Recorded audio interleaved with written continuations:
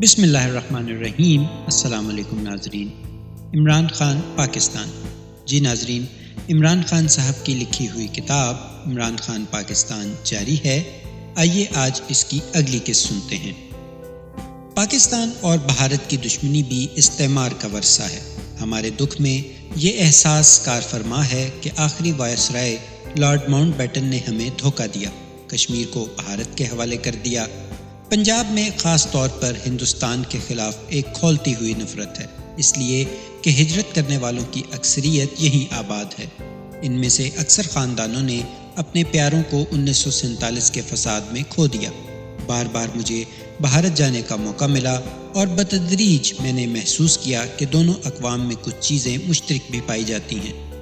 ہمیں یہ سکھایا گیا کہ اسلام رواداری کا مذہب ہے، اصل سے نہیں، وہ علم کے بل پر پھیلا ہے، عظیم صوفی اساتذہ کے ذریعے۔ ان میں سے ایک خواجہ معین الدین چشتی ہیں، جنہیں خواجہ غریب النواز کہا جاتا ہے۔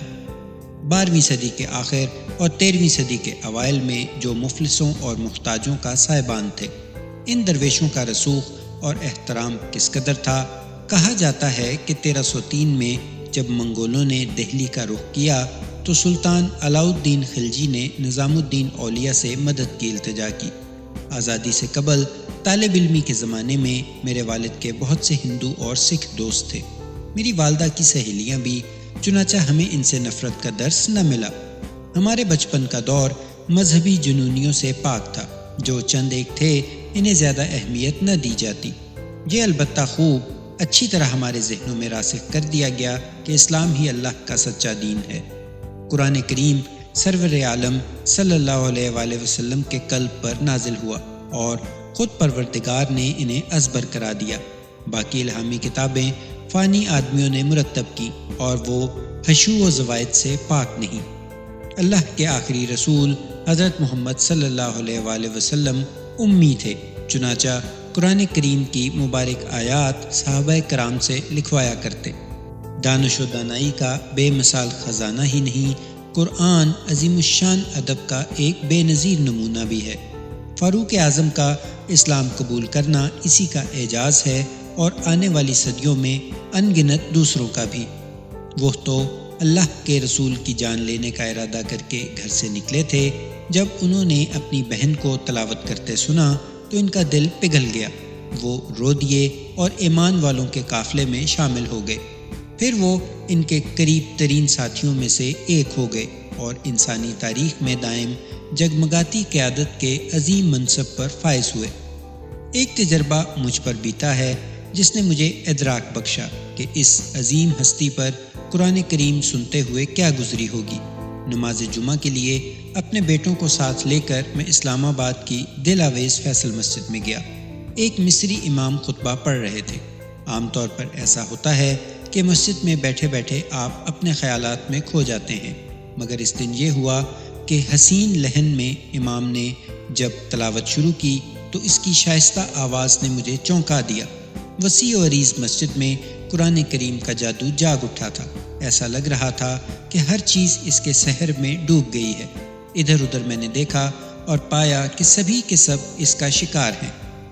یہ نور و آہنگ کا ایک جہان تھا، ایسی واردات پھر کبھی نہ بیتی، حتیٰ کہ مدینہ منورہ اور مکہ مکرمہ میں بھی نہیں۔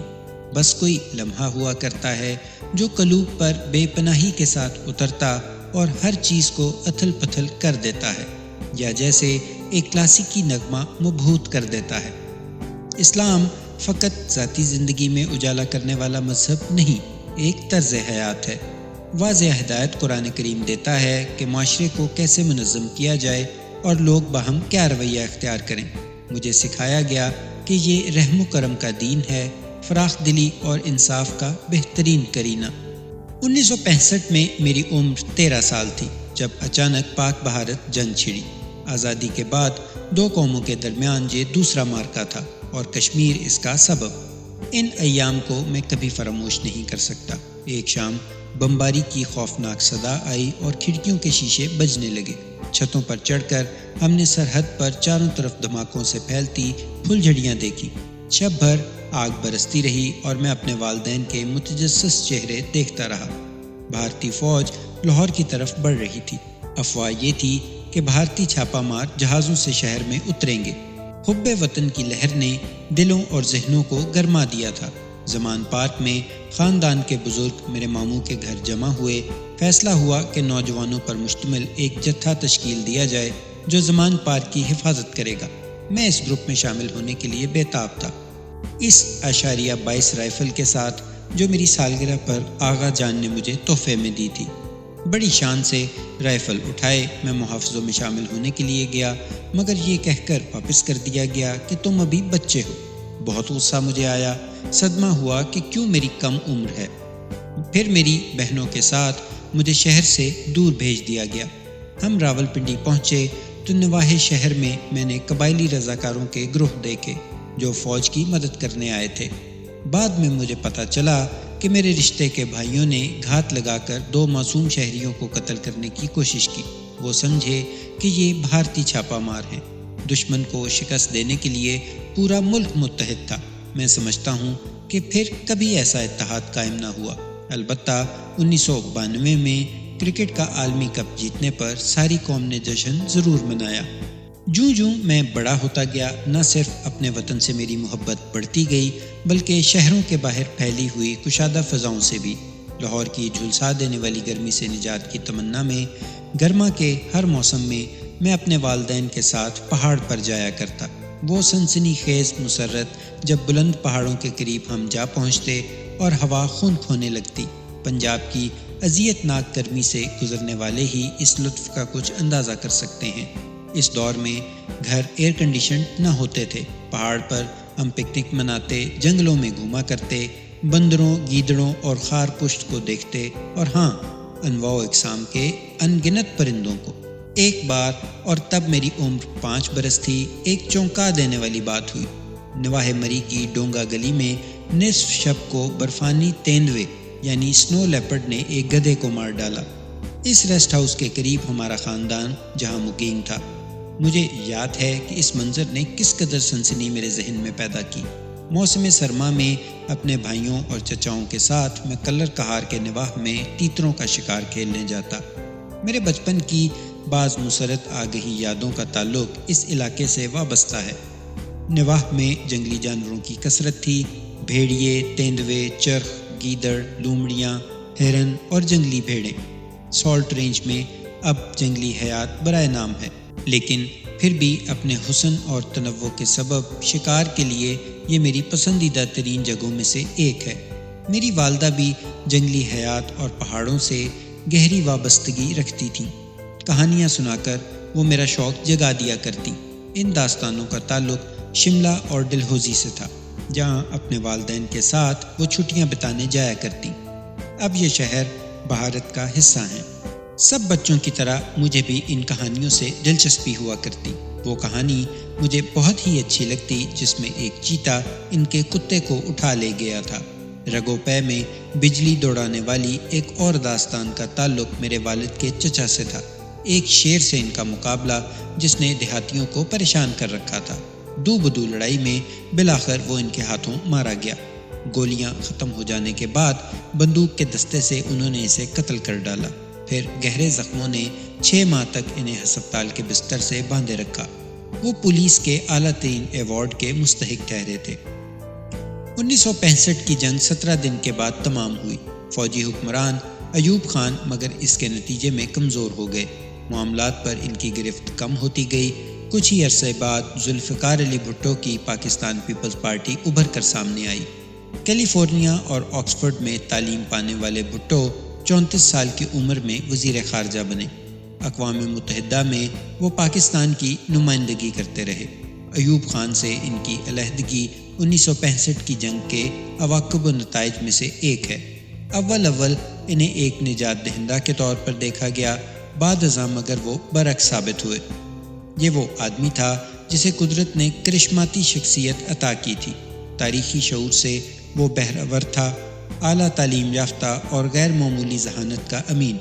اگر وہ چاہتا تو پاکستان کو بدل کر رکھ دیتا۔ وہ ایک قوم پرست تھا اور اس نے ملک کی پہلی عوامی جماعت تشکیل دی۔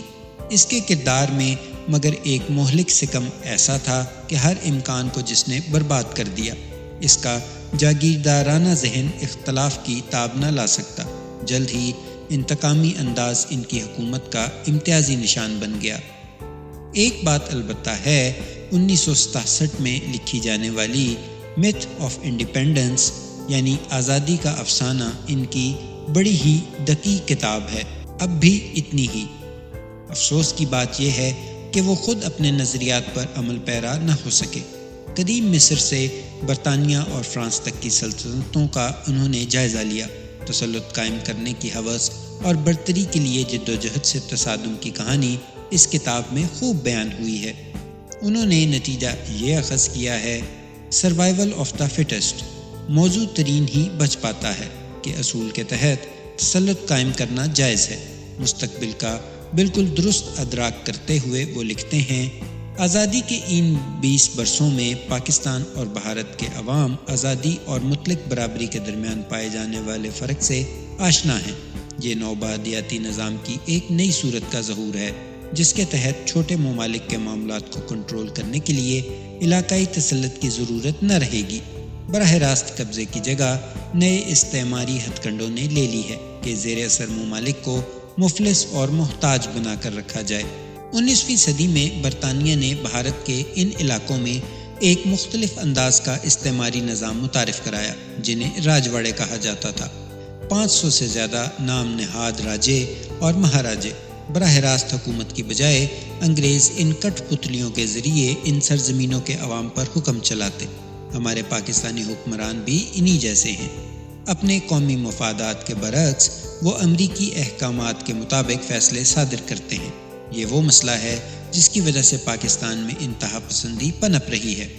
جب میں جوان سال تھا تو شاہراہ قراقرم کا رخ کیا کرتا، جو بھارت، پاکستان اور چین کی سرحدوں پر واقع ہے۔ اپنی بہترین چھٹیاں میں نے ان پہاڑی سلسلوں میں بسر کی۔ کوہ نوردی کے لیے یہ دنیا کے بہترین مقامات میں سے ایک ہے۔ یہاں دنیا کی بلند چوٹیاں ہیں، 24,000 فٹ سے بھی زیادہ اونچی۔ ان میں دنیا کا سب سے بلند پہاڑ کیٹو بھی شامل ہے۔ یہی دنیا کی چھت ہے۔ 9,000 فٹ کی بلندی پر ڈومل وادی سے بڑھ کر دنیا میں کوئی خوبصورت جگہ میں نے نہیں دیکھی، جہاں فوج والے سرما میں اسکیئنگ کے برف پر پھسلنے کے مقابلے منعقد کراتے ہیں۔ ان بستیوں کے مکین بہت ہی گرم جوش ہیں اور بے حد محبت کرنے والے ہیں۔ اب کا حال معلوم نہیں، لیکن تب سیاح وہاں نہ جاتے تھے۔ شہروں کے شور و شغب سے دور ایک دودھیا پانی والی ندی کے دونوں طرف پھیلی وسعتوں کو سرخ اور سفید پھولوں نے ڈھانپ رکھا تھا۔ ہر صبح جاگ کر میں نظارہ کیا کرتا اور اپنے آپ سے کہتا، یہی تو جنت ہے۔ خود کو مجھے یقین دلانا پڑتا کہ میں خواب نہیں دیکھ رہا۔ اس علاقہ کے لوگ پرتپاک اور دوستانہ مزاج رکھتے ہیں، جدید سیاحت زدہ علاقوں کے تصنع سے پاک۔ ایک سفر کے دوران 2 جیپوں میں سے ایک خراب ہو گئی۔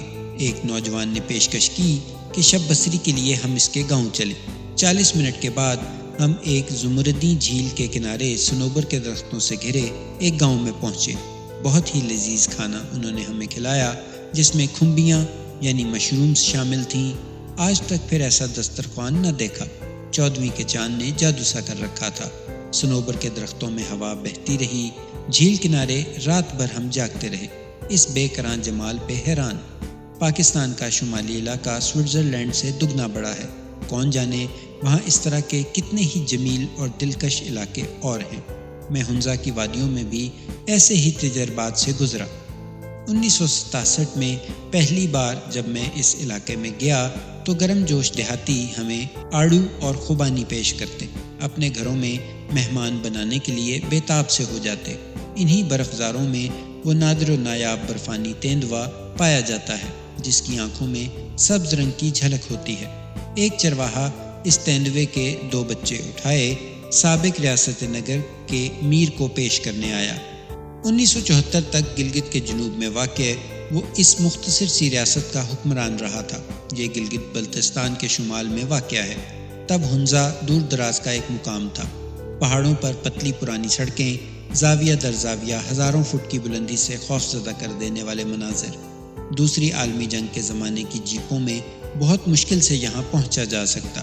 کبھی نیچے نگاہ پڑتی تو برباد ہو جانے والی جیپوں کے ڈھانچے نظر آتے، پھر قراقرم تعمیر ہوئی جسے شاہراہ ریشم بھی کہا جاتا ہے۔ ہزاروں برس اس راہ سے تجارت ہوتی رہی، لیکن خطرہ مول لینے والے ہی اس پر سفر کر سکتے تھے۔ اب یہ باقاعدہ سڑک ہے، دنیا کا نواں عجوبہ، اس لیے کہ یہ دنیا کی بلند ترین شاہراہ ہے۔ کرۂ ارض پر کسی بھی سڑک کی تعمیر اتنی دشوار نہ رہی ہوگی۔ پاکستان اور چین کو اس کام میں 20 برس لگے اور 900 زندگیاں اس کی نظر ہوئیں۔ یہ دنیا کے حسین ترین پہاڑ ہیں۔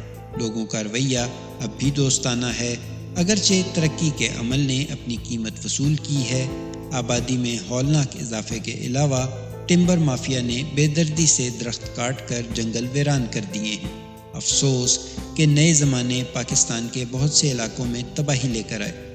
جو بڑی تبدیلیاں رونما ہوئیں ان میں سے ایک یہ ہے کہ 1947 میں جو آبادی 4 کروڑ سے کم تھی 4.5 گنا بڑھ کر اب 18 کروڑ ہو چکی۔ ہمارے ملک کا فطری حسن اور جنگلات تیزی سے غائب ہو رہے ہیں۔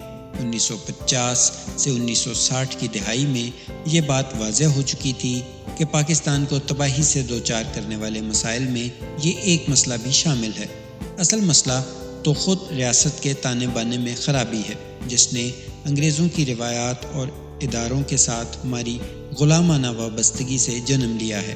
بجائے اس کے کہ ہماری اشرافیہ نو آبادیاتی غلامی کا طوق اتار پھینکتی، الٹا انہوں نے اسے اور مضبوطی سے اپنے ساتھ چمٹا لیا کہ جس قدر کوئی پاکستانی انگریزوں کی نقالی کرے گا اسی قدر اس کی سماجی حیثیت میں اضافہ ہوتا جائے گا۔ پاکستانیوں نے انگریز بننے کی روش اختیار کی، ہوٹلوں کے بیروں سمیت ہر کوئی انگریزی بولنے لگا، انگریزی سوٹ وہ پہننے لگے، ہم بچے انگریزی فلمیں دیکھا کرتے، اختتام ہفتہ پر زیادہ مہذب لوگ انگریزی دھنوں پر رقص فرماتے، ان میں سے بعض تو اردو بھی انگریزی لہجے میں بولتے، ایسے بھی ہیں جو چپاتی اور گاڑے شوربے والا سالن چھری کانٹے کے ساتھ تناول کرنے کی کوشش کرتے نظر آتے۔ ان کے بنائے ہوئے کلبوں کی رکنیت حاصل کرنے کے لیے ایک پاکستانی کو انتظار اور کوشش سے گزرنا ہوگا۔ بالکل برعکس ایک گورا جب چاہے دروازہ کھول کر اندر داخل ہو جائے، ویٹر اس سے پوچھنے کی جرت نہ کرے گا کہ وہ ممبر بھی ہے یا نہیں۔ کراچی کے سندھ کلب میں جو اپنے آپ سے متنفر کالے صاحبوں کی پسندیدہ آماج گاہ ہے، پاکستانی ثقافت سے وابستہ کسی چیز کو گوارا نہیں کیا جاتا۔ 1871 میں یہ کلب انگریزوں نے تعمیر کیا تھا۔ 1974 تک اس میں شلوار قمیص پہن کر داخل ہونے کی اجازت نہ تھی۔ فوج اور سول افسروں کی اکثریت پر مشتمل مختصر سی اشرافیہ نے مقامی باشندوں سے کراہت ورثے میں پائی۔ اقبال ایسے مفکرین سے رہنمائی حاصل کرنے کی بجائے استعماری انداز میں وہ لوگوں پر حکم چلانے کی کوشش کرتے رہے۔ استعماری عہد کے تمام ادارے جوں کے توں رہے۔ عام پاکستانی کے لیے فرق صرف یہ واقعہ ہوا کہ انگریز کی جگہ کالے صاحب نے لے لی۔ بعض اوقات ان کا رویہ غیر ملکیوں سے بھی بدتر ہوتا۔ جب غلام آقا ہو جائے تو وہ اپنے ہم نفسوں کے ساتھ اور بھی برا سلوک کرتا ہے۔ بہت سے افسر انگلش میڈیم اسکولوں سے آتے ہیں جو برطانیہ نے بنائے تھے، انگلینڈ کے پبلک اسکولوں کی طرز پر۔ 1948 میں میرے والد امپیریل کالج لندن سے اعلیٰ تعلیم کے بعد واپس آئے۔ اپنے علاقے میں وہ دوسرے شخص تھے جنہیں لندن ریٹرن کا مقام حاصل تھا۔ ریلوے اسٹیشن پر پورے کا پورا قصبہ ان کا استقبال کرنے امڑ آیا۔ ایسے لوگوں کا سماجی مرتبہ دفعتاً بلند ہو جاتا ہے۔ ان کی شادیاں زیادہ بارسوخ گھرانوں میں ممکن ہو جاتی۔ پاکستان اور اس سے زیادہ بھارت میں اب بھی شادی کے لیے گورے رنگ کو ترجیح دی جاتی ہے۔ بھارت میں تو شادی کے لیے دیے جانے والے اشتہارات میں گاہے بگاہے اس امر کا اعلان بھی کیا جاتا ہے۔ کتنے زمانے اس طرح گزرے کہ بھارت بیرون ملک سے در آنے والوں کی شکارگاہ رہا۔ شمال مغرب سے آنے والے فاتحین اکثر سرخ و سفید ہوتے، لہٰذا بر صغیر کی ذہنیت میں جسمانی رنگ کی فوقیت کا احساس بہت گہرا ہے۔ زمان پارک میں لندن ریٹرن فوراً ہی VIP بن جاتا۔ جب بھی میرا کوئی کزن برطانیہ سے حصول تعلیم کے بعد وطن واپس آتا، ہم سوالات کے انبار لے کر اس کے پاس جا پہنچتے کہ وہاں زندگی کیسے بسر ہوتی ہے۔ مغرب سے محض ان کی شناسائی ہی ان کا سماجی مرتبہ بلند کرنے کے لیے کافی تھی۔ بر صغیر پہ اپنی حکمرانی کے ایام میں انگریزوں نے بڑی منصوبہ بندی کے ساتھ مقامیوں کے ذہنوں میں احساس کمتری کاشت کیا۔ بحروں اور خانساموں کو مغل فوج کے جنرلوں اور شہزادوں کے سے ملبوسات پہنائے جاتے۔ فوج اور پولیس کے افسر برطانیہ میں رائج لباس زیب تن کرتے۔ 16ویں صدی کے وسط سے ابتدا کرنے والے مغل اقتدار کا زوال 17ویں صدی سے شروع ہوا۔ 16ویں صدی میں جو ایسٹ انڈیا کمپنی کے بروئے کار آنے کا زمانہ ہے، مغل سلطنت پورے جاہ و جلال کے ساتھ کار فرما تھی۔ ہندوستان کے بیشتر علاقوں پر انہیں حق حکمرانی تو حاصل تھا ہی، مغل بادشاہ کو دنیاوی نہیں بلکہ کسی حد تک روحانی طور پر بھی برتر مانا جاتا۔ ان درباروں کے شان و شکوہ کی کہانیاں کہی جاتی۔ اول نصف صدی تک انگریز بھی ان کی پیروی کرتے رہے۔ وہ فارسی بولتے، مغل اشرافیہ جیسا لباس پہنا کرتے، سور اور گائے کے گوشت سے بچا کرتے اور مقامی عورتوں سے شادی کرنے کی کوشش کرتے، بعض اوقات تو ایک سے زیادہ۔ برطانوی مورخ ولیم ڈال ریمپل نے اس عہد میں انگریزوں کے تغیر پذیر رجحانات کو قلم بند کیا ہے۔ 17ویں صدی کے درمیان سے 18ویں صدی کے وسط تک انگریزوں نے تقریباً تمام افواج کو شکست سے دوچار کر دیا، اہل فرانس کے علاوہ سکھ اور مرہٹوں کو۔ اس سے پہلے سراج الدولہ اور شیر میسور ٹیپو سلطان ایک ایک کر کے سب چلے گئے، سب رخصت ہوئے۔ اب انگریزوں میں اعتماد بہت ہو گیا اور استعماری گھمنڈ کی نمو پانے کی ابتدا ہوئی۔ انجیلی عیسائیت سے تعلق رکھنے والا احساس برتری بھی اثر انداز ہوا۔ مسلمان مغل بادشاہوں کی تحقیق کا جذبہ جاگ اٹھا، اس عظیم سلطنت کی رسوائی کا جو کبھی اپنی مثال آپ تھی۔ آخری مغل، دا لاسٹ مغل میں ڈال ریمپل نے لکھا، فاتحین کی نگاہ میں اب ہندوستان کے لوگ اس عظیم تہذیب اور دانش کے امین نہ رہے۔ 18ویں صدی کے زعما سر ولیم جونز اور وان ہیسٹنگز جس کا اعتراف کرتے تھے۔ انگریزوں کی حکمرانی سے قبل ہندوستان کا نظام تعلیم ایک مرکز اور محور پر نہ گھوما کرتا۔ ہر گاؤں کا اپنا مدرسہ تھا، اہل خیر جسے چلایا کرتے۔ زیادہ بڑے ادارے اوقاف کے تحت ہوتے، وسیع زرعی اراضی کی آمدن ان کے لیے مختص ہوتی۔ 1757 میں جب بنگال پر انگریزوں نے قبضہ کیا تو معلوم ہوا کہ 34% زرعی زمین ٹیکس سے مستثنیٰ ہے۔ وہ مختلف قسم کے وقف تھے جو مفت تعلیم اور علاج کا بندوبست کرتے۔ 1850 میں جی ڈبلیو لینر کی طرف سے کیے جانے والے ایک سروے کے مطابق اوقاف کے تحت چلنے والے بعض مدارس کا معیار نہایت بلند تھا۔